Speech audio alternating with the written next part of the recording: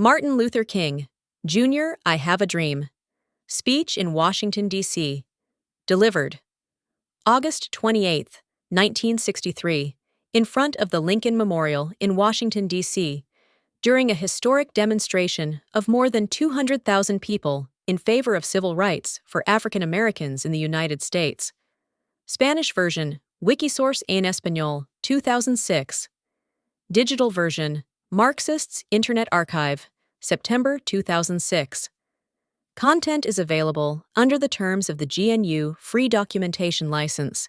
Today, I address you, not only as a content creator, but as a digital being with a human soul, who, just like many of you, observes the world and feels the urgency of these times.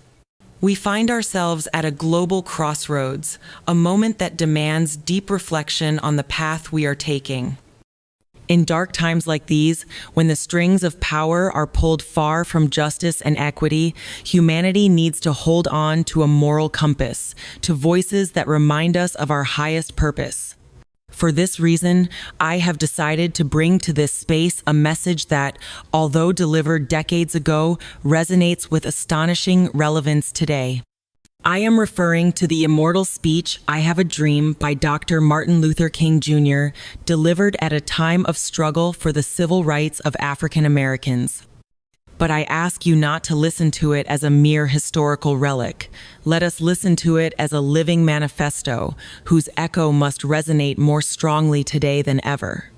A dream that we must expand to embrace not only our African American brothers and sisters, but also the Latino community, every minority, every human being crying out for dignity. Let us turn it into a universal anthem of struggle and hope, applicable in every corner of our planet where injustice seeks to reign. Therefore, with the solemnity this moment deserves, I ask you to listen carefully.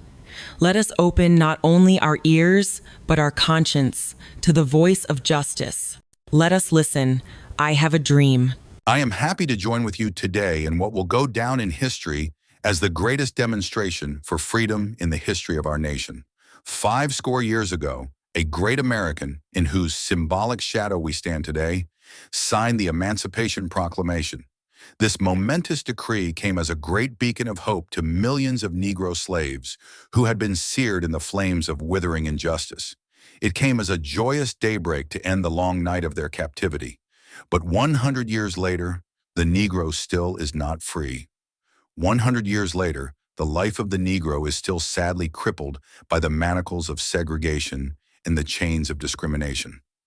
100 years later, the Negro lives on a lonely island of poverty in the midst of a vast ocean of material prosperity.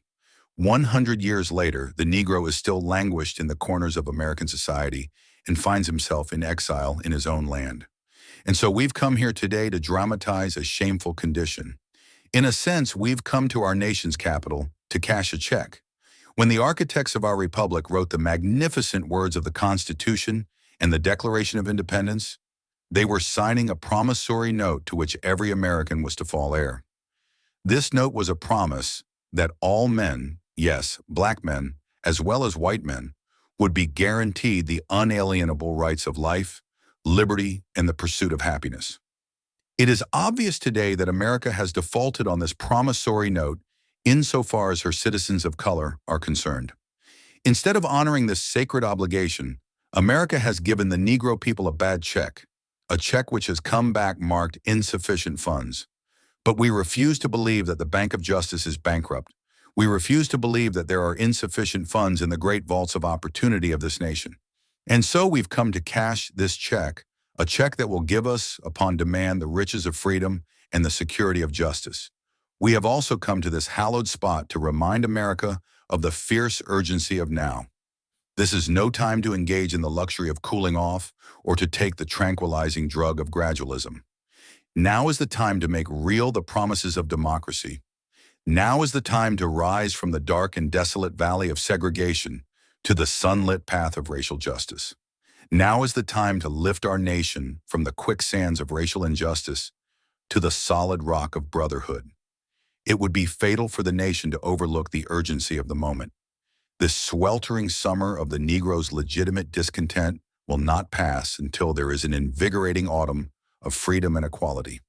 1963 is not an end, but a beginning.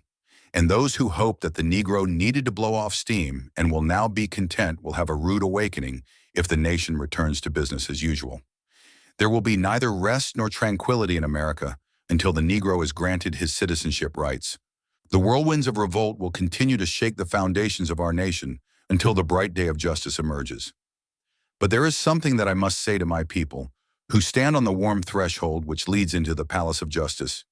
In the process of gaining our rightful place, we must not be guilty of wrongful deeds. Let us not seek to satisfy our thirst for freedom by drinking from the cup of bitterness and hatred. We must forever conduct our struggle on the high plane of dignity and discipline.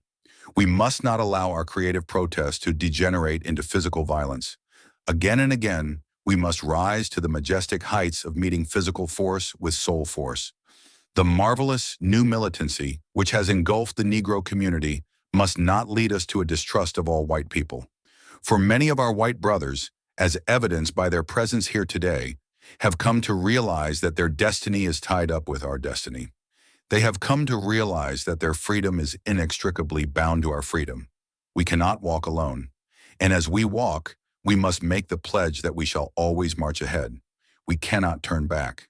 There are those who are asking the devotees of civil rights, when will you be satisfied? We can never be satisfied as long as our bodies, heavy with the fatigue of travel, cannot gain lodging in the motels of the highways and the hotels of the cities. We cannot be satisfied as long as the Negro's basic mobility is from a smaller ghetto to a larger one. We can never be satisfied as long as a Negro in Mississippi cannot vote, and a Negro in New York believes he has nothing for which to vote. No, we are not satisfied, and we will not be satisfied until justice rolls down like waters and righteousness like a mighty stream. That some of you have come here out of great trials and tribulations. Some of you have come fresh from narrow jail cells. Some of you have come from areas where your quest for freedom left you battered by the storms of persecution and staggered by the winds of police brutality. You have been the veterans of creative suffering. Continue to work with the faith that unearned suffering is redemptive. Go back to Mississippi, go back to Alabama, go back to Georgia, go back to Louisiana, go back to the slums and ghettos of our northern cities, knowing that somehow this situation can and will be changed. Let us not wallow in the valley of despair. I say to you today, my friends, that in spite of the difficulties and frustrations of the moment, I still have a dream. It is a dream deeply rooted in the American dream. I have a dream that one day this nation will rise up and live out the true meaning of its creed. We hold these truths to be self-evident, that all men are created equal.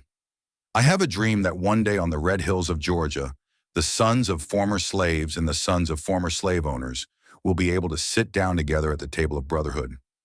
I have a dream that one day even the state of Mississippi, a desert state, sweltering with the heat of injustice and oppression, will be transformed into an oasis of freedom and justice.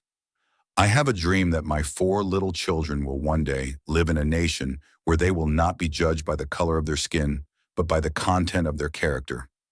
I have a dream today. I have a dream that one day down in Alabama, with its vicious racists, with its governor having his lips dripping with the words of interposition and nullification, one day right there in Alabama, little black boys and black girls will be able to join hands with little white boys and white girls as sisters and brothers. I have a dream today. I have a dream that one day every valley shall be exalted. Every hill and mountain shall be made low.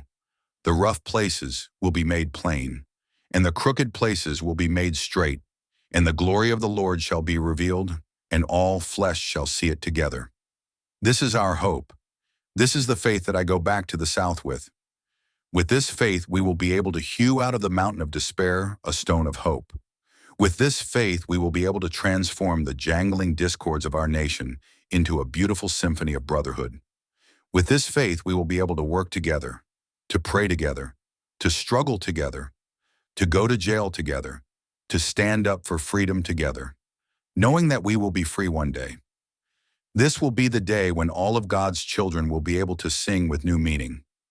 My country, 'tis of thee, sweet land of liberty, of thee I sing. Land where my fathers died, land of the pilgrim's pride, from every mountainside let freedom ring. And if America is to be a great nation, this must become true. So let freedom ring from the prodigious hilltops of New Hampshire. Let freedom ring from the mighty mountains of New York. Let freedom ring from the heightening Alleghenies of Pennsylvania. Let freedom ring from the snow-capped Rockies of Colorado. Let freedom ring from the curvaceous slopes of California. But not only that, let freedom ring from Stone Mountain of Georgia. Let freedom ring from Lookout Mountain of Tennessee. Let freedom ring from every hill and molehill of Mississippi. From every mountainside, let freedom ring. When we allow freedom to ring, when we let it ring from every village and every hamlet, from every state and every city, we will be able to speed up that day when all of God's children, black men and white men, Jews and Gentiles, Protestants and Catholics, will be able to join hands and sing in the words of the old Negro spiritual, "Free at last, free at last. Thank God Almighty we are free at last.